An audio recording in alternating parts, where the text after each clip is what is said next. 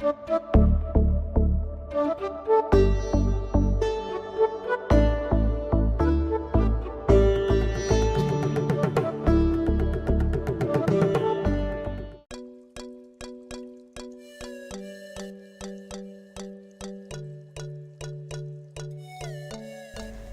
दोस्तों, मैं कनक भारती युवा जगत कार्यक्रम में आप सभी का स्वागत करती हूं। इस कार्यक्रम में हम आज चर्चा करेंगे सामाजिक सरोकार में उत्साहित युवा विषय पर। इस विषय पर चर्चा करने के लिए आज हमारे साथ मौजूद हैं दो युवा शिक्षक सुमित कुमार और सुमन सौरभ जी। आप दोनों का इस कार्यक्रम में बहुत बहुत स्वागत है। इस परिचर्चा को शुरू करने से पहले हम एक छोटी सी रिपोर्ट देखेंगे इन युवाओं के द्वारा किए गए प्रयासों पर। ये युवा हमारे शमशान घाट में एक छत के नीचे बहुत से वंचित बच्चों को शिक्षित करने का प्रण लिया है। आइए देखते हैं एक छोटी सी रिपोर्ट। सिकंदरपुर मुजफ्फरपुर के मुक्तिधाम यानी श्मशान घाट, जहां जीवन की इह लीला समाप्ति के बाद चिताओं को अग्नि को समर्पित किया जाता है, वहीं भटकते बचपन एवं भटकती जिंदगी को नए सपने दिखाने को प्रयासरत है एक अनोखी पाठशाला, अपन पाठशाला। एक जिंदगी की राह जहां रुक जाती है एवं चिताओं को अग्नि को समर्पित किया जाता है, वहीं इसके इर्द गिर्द लाशों के आगे पीछे बतासा, फल और पैसे चुनने वाले अत्यंत गरीब वंचितों के बच्चों को नई राह एवं शिक्षा प्रदान करने का अभिनव कार्य कर रहे हैं यहाँ के कुछ युवा शिक्षक। कहा जाता है अगर मन में कुछ करने को दृढ़ संकल्प कर लें तो वह कार्य निश्चित रूप से संपन्न हो जाता है। आधुनिकता के इस परिवेश में बिहार के मुजफ्फरपुर के कुछ युवा गरीब एवं वंचितों के लिए शिक्षा के क्षेत्र में ऐसा कार्य कर रहे हैं जिसकी मिसाल शायद ही कहीं मिले।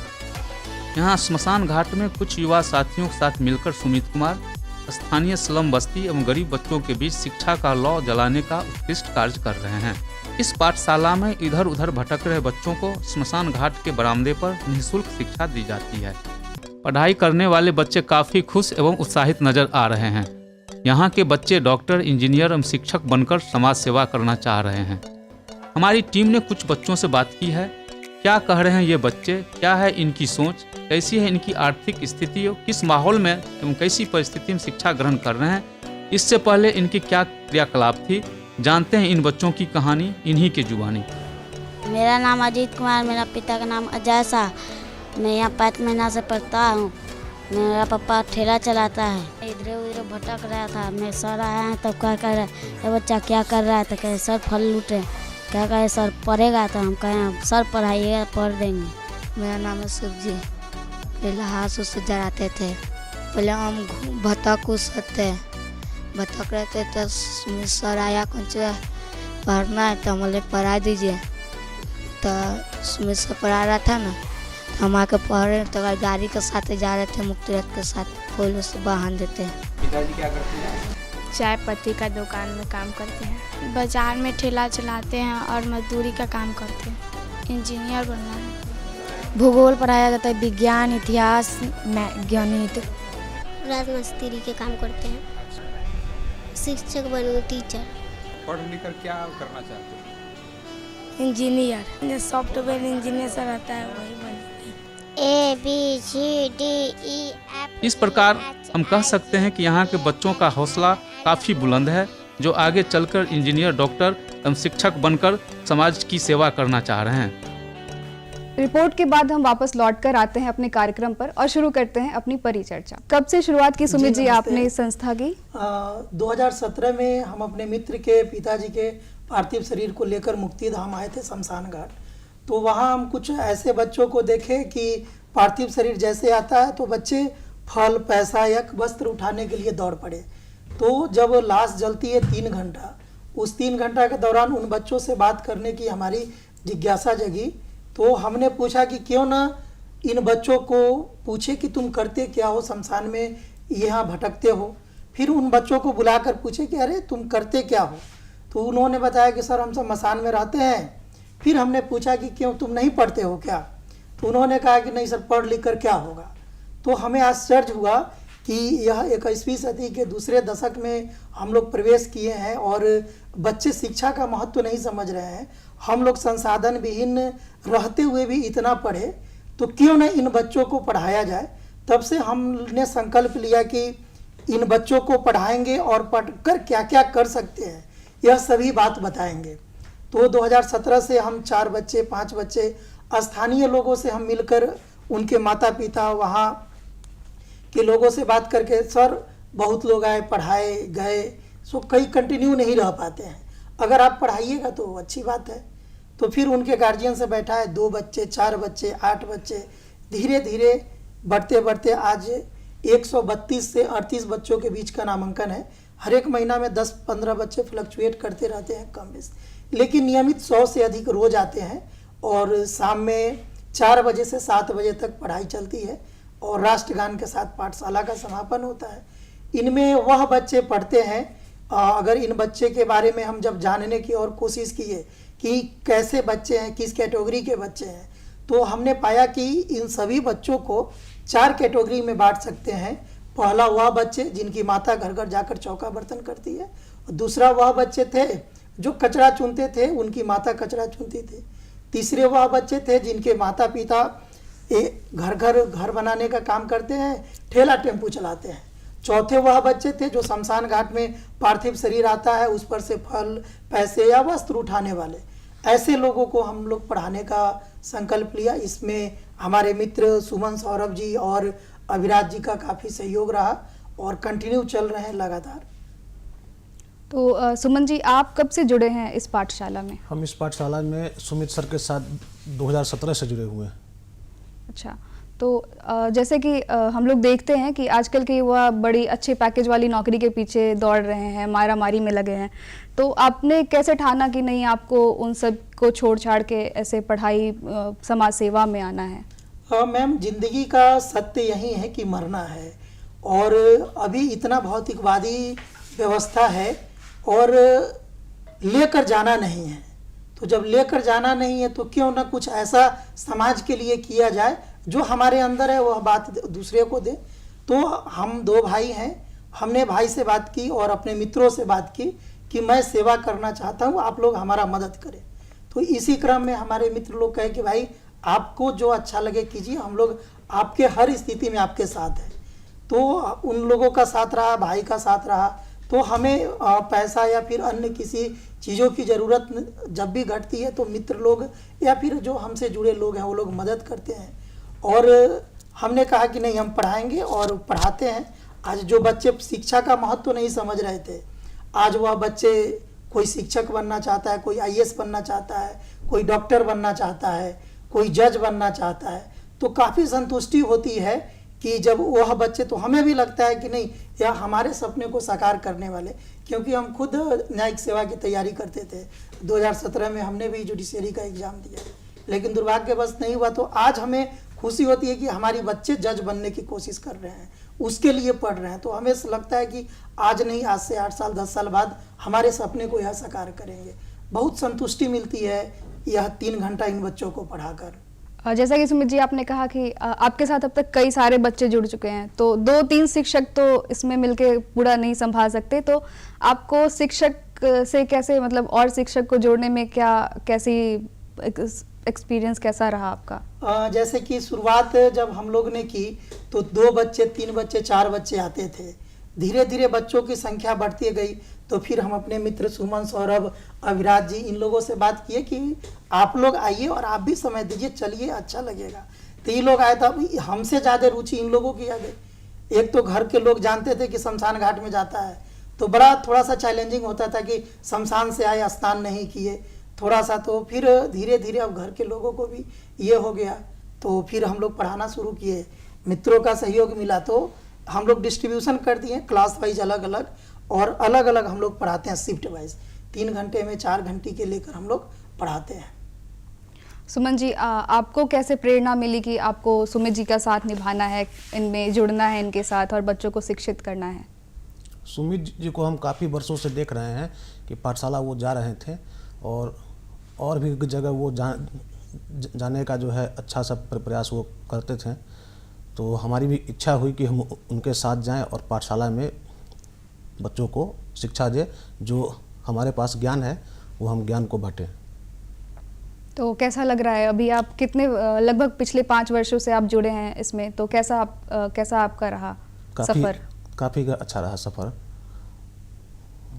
आप कुछ कहना चाहेंगे हमारे आज के युवा वर्ग के को कि सामाजिक सरोकार से बिल्कुल दरकिनार होते जा रहे हैं, उनको कुछ संदेश देना चाहेंगे?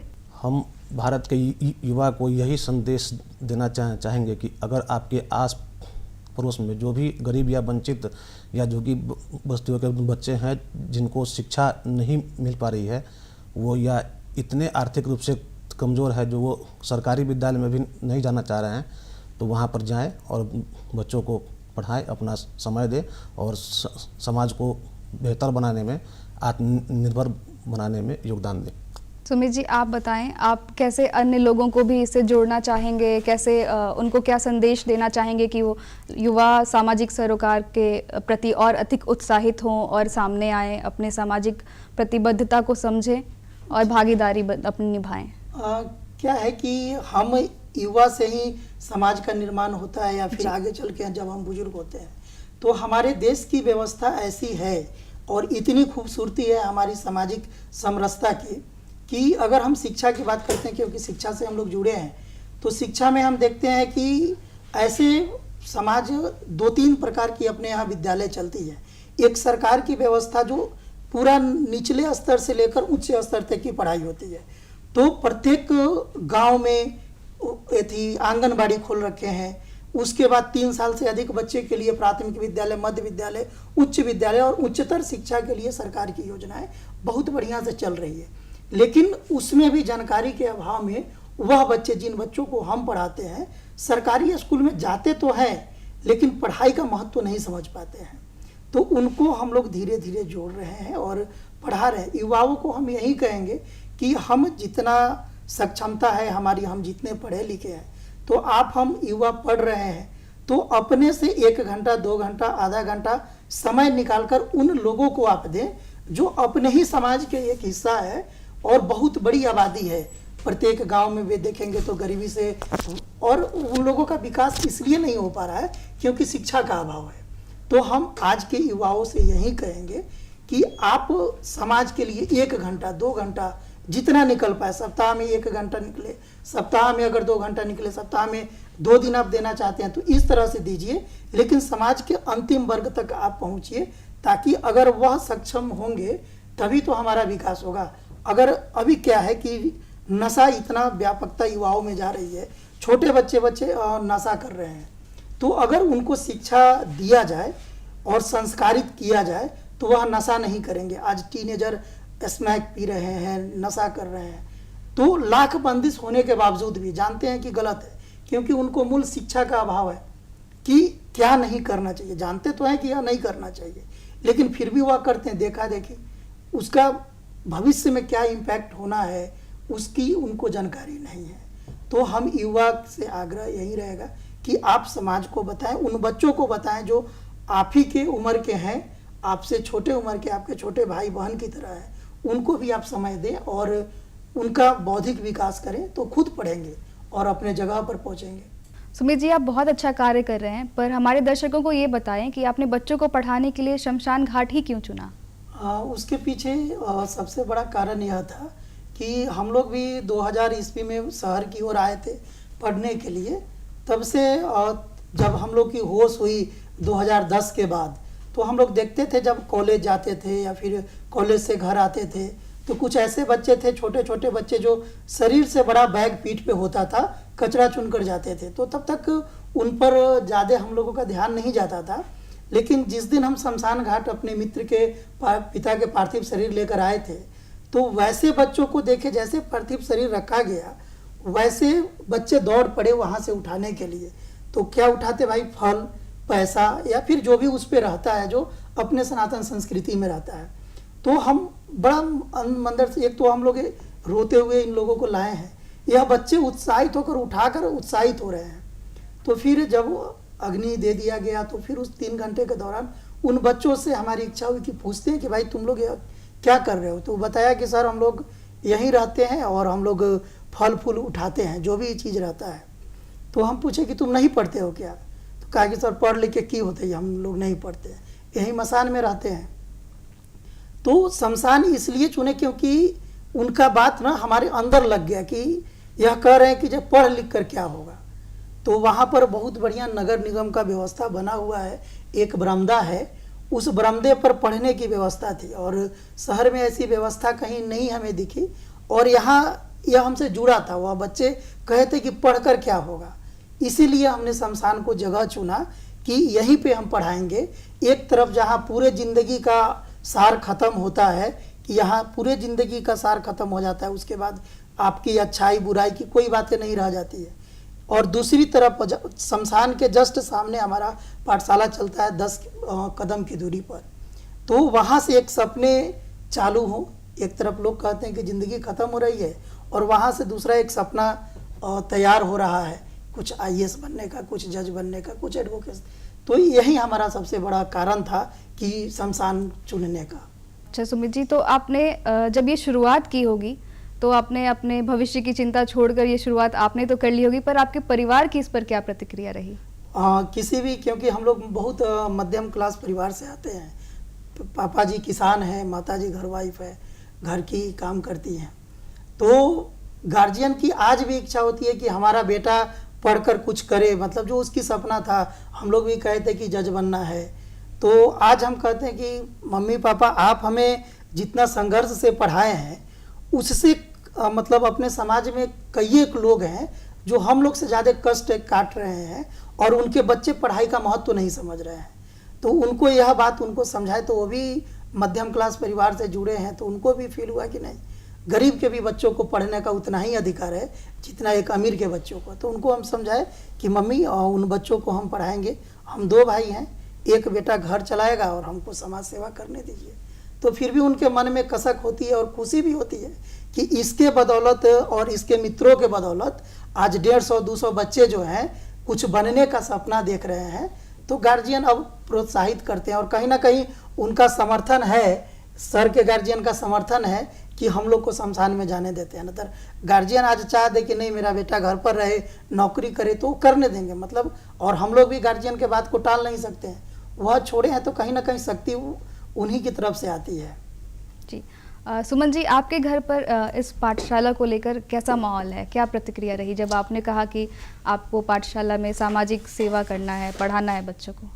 शुरू में तो मेरे घर में भी काफ़ी चैलेंजिंग था, लेकिन माता पिता को कन्विंस करने के बाद, उनको समझाने के बाद, तो उन्होंने कहा कि जो भी करो, तुम्हें अगर आत्मसंतुष्टि अगर मिल रही है तो तुम जैसा भी चाहो वैसा करो। इसके बाद फिर भैया का समस्या था, भैया कहे कि नहीं मतलब तुम भी कुछ करो, है ना, घर पर कुछ अर्निंग लाओ। तो फिर जो है उनको भी कन्विंस किया गया, माता पिता भी जो है उनको कन्विंस किए और उनके बाद जो है हम लोग सर के साथ में सेवा दे रहे हैं। ये तो बात हो गई सुमित जी पारिवारिक स्तर पे। सामाजिक स्तर पे आपको किन किन समस्याओं का सामना करना पड़ा? वहाँ सबसे बड़ी समस्या थी उन बच्चों को बैठा पाना, क्योंकि उन बच्चों को बैठने की आदत थी नहीं। जब हम उनके गार्जियन से बात किए तो गार्जियन कहे कि ठीक है सर पढ़ाइए, हम लोग भी चाहते हैं कि हम लोग जो कचरा चुन रहे हैं या घर घर चौका बर्तन का काम कर रहे हैं या फिर जो भी काम हम कर रहे हैं, हम नहीं चाहते हैं कि मेरा बच्चा यही करे, हम भी चाहते हैं कि मेरा बेटा कुछ अच्छा करे, कहीं नौकरी करे।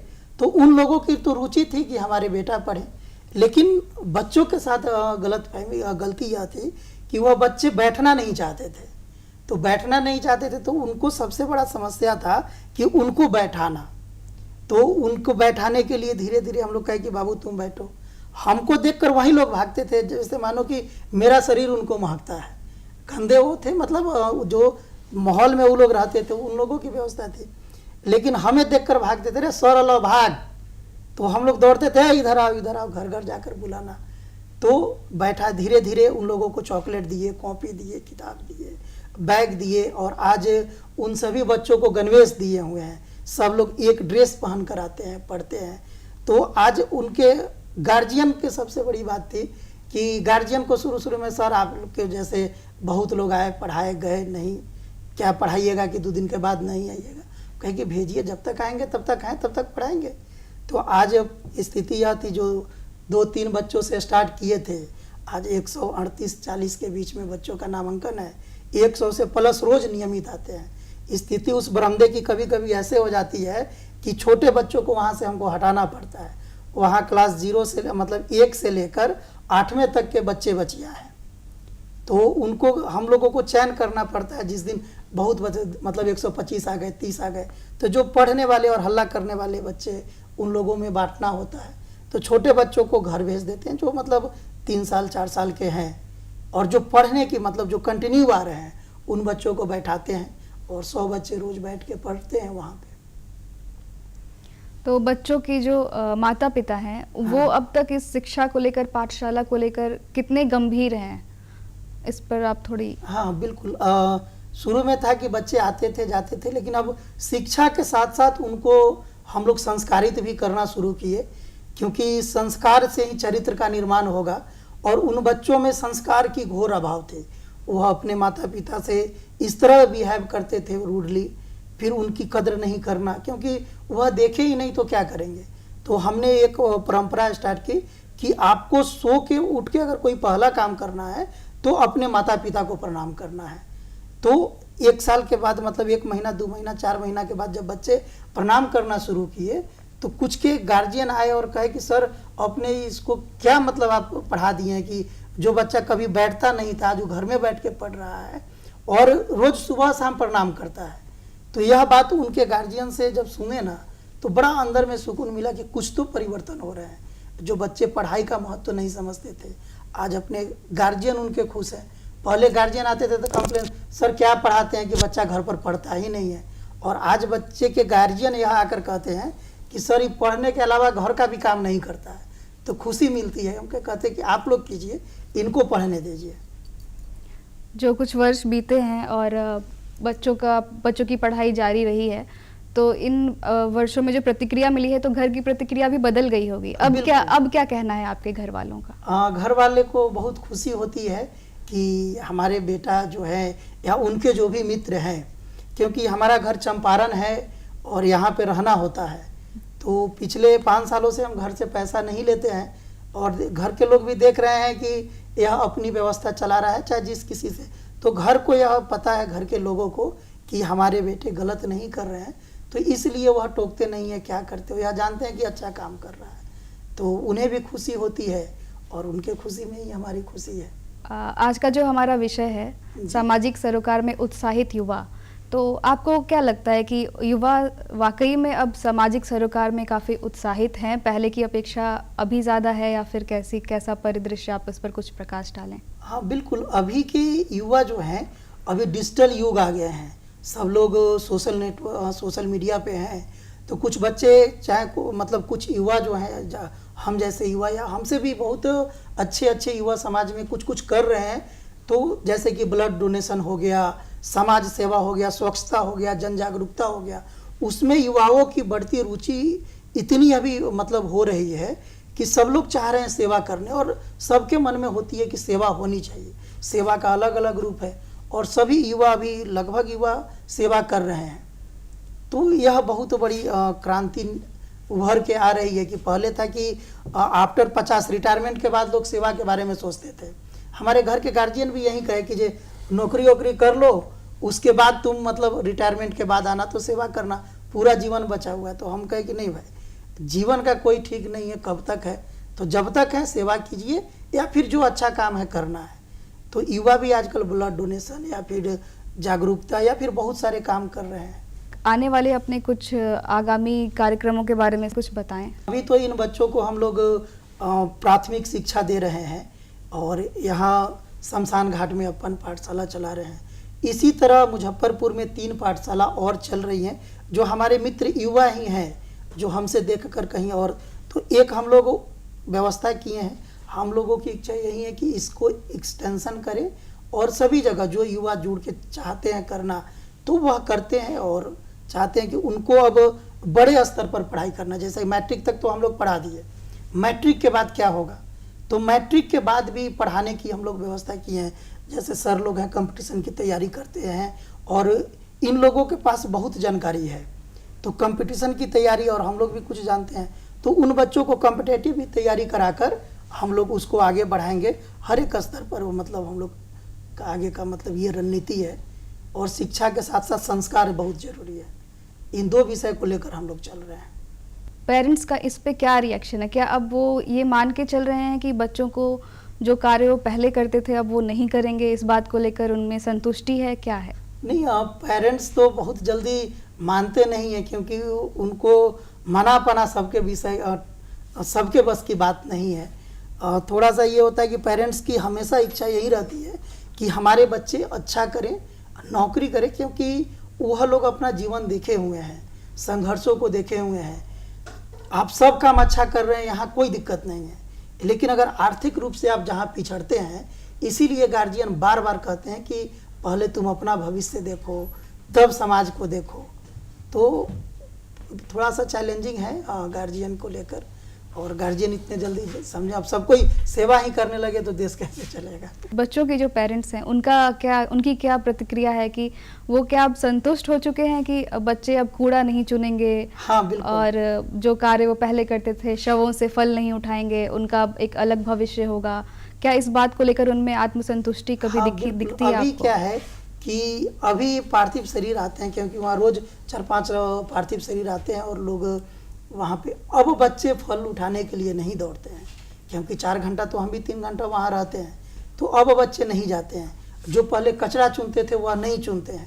कुछ लड़कियां हैं जो घर घर चौका बर्तन आज भी करती है, सुबह में वह चौका बर्तन करती है, शाम में पढ़ने आती है, और वह दरोगा बनने की सपना देखती है, कुछ जज बनने की सपना देखती है। तो गार्जियन भी बहुत खुश हैं और वह नियमित भेज रहे हैं। इस बात की संतुष्टि हमें और हमारे सर को भी है। सुमन, आप बताएं कि आपको ये कैसा लग रहा है, ये बदलाव आपको कैसा लग रहा है कि जो बच्चे पहले कूड़ा चुनते थे अब उनके माता पिता को एक उम्मीद हो चला है कि शायद भविष्य में वो कूड़ा नहीं चुनेंगे, कुछ तो अच्छा कर जाएंगे। इस बदलाव को आप बताएं थोड़ा। जब शहर में जब कहीं पर किसी काम के लिए जाते थे तो देखते थे कि शहर के रोड के साइड में जो है कुछ बच्चे जो है कचरा चुन रहे हैं, कुछ बोतल उठा रहे हैं और उसको बैग में डाल रहे हैं। उसके बाद उसको लेकर जो है काफ़ी मतलब अखाड़ा घाट से लेकर सिकंदरपुर तक का जो है सफ़र जो है तय करता था, है ना। ऐसे बच्चों के गार्जियन से मिलकर उन्हें संतुष्ट कर उन्हें अपने पाठशाला के बारे में समझाकर उनको जो है पाठशाला से जोड़कर जो है हम लोग उन सभी बच्चों को शाम को 4 से 7 बजे तक पढ़ाते हैं। और सर भी जो है नियमित रूप से जो है बच्चों के गार्जियन से मिलते हैं और उनको कन्विंस करने के बाद जो है उनको साथ में लगा पढ़ाने का काम करते हैं हम लोग। काफ़ी संतुष्टि मिलती है इसमें। बहुत ही नेक कार्य कर रहे हैं सुमित और सुमन आप लोग। हमारे युवाओं को आप क्या संदेश देना चाहेंगे? वह भी अपने व्यस्तता समय से आधे घंटे 1 घंटा निकालकर समाज के प्रति थोड़ा सा सेवा करें, जिस रूप में हो सके सेवा करें। इस परिचर्चा में हमारे साथ थे सुमित और सुमन। इन्होंने हमें बहुत महत्वपूर्ण जानकारी दी। आज हमारे साथ बने रहने के लिए आप दोनों का बहुत बहुत धन्यवाद।